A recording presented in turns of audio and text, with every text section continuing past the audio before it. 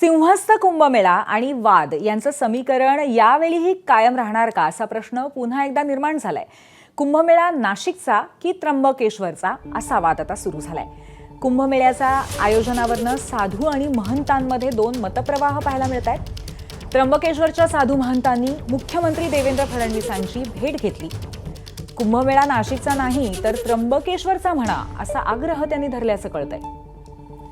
तर नाशिकच्या साधू महंतांचा त्र्यंबकेश्वरच्या महंतांच्या या मागणीला आक्षेप आहे।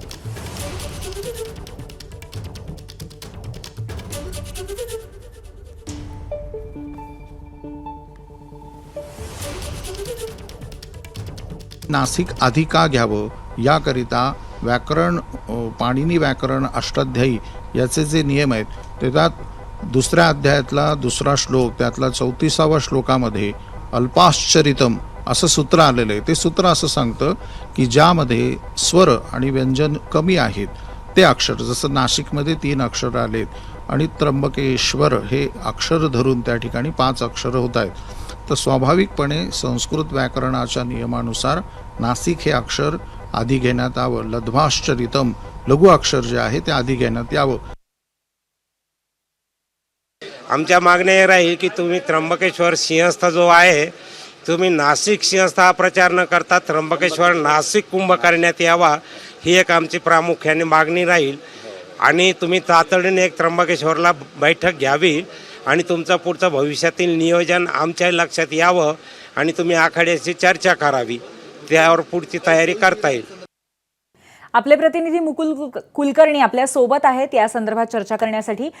मुकुल, खरं तर कुंभमेळ्याच्या आयोजनाची प्रचंड मोठी उत्सुकता असताना यावरती एक वेगळाच वाद आता निर्माण झालेला आहे। नाशिक आणि त्र्यंबकेश्वरच्या महंतांमध्ये अशा पद्धतीने हा वाद होणं किंवा एका पद्धतीने रस्सीखेच होणं कुठेतरी या संदर्भामध्ये हे कशा पद्धतीचं द्योतक आणि याच्यावरती तोडगा आता कशा पद्धतीने निघेल?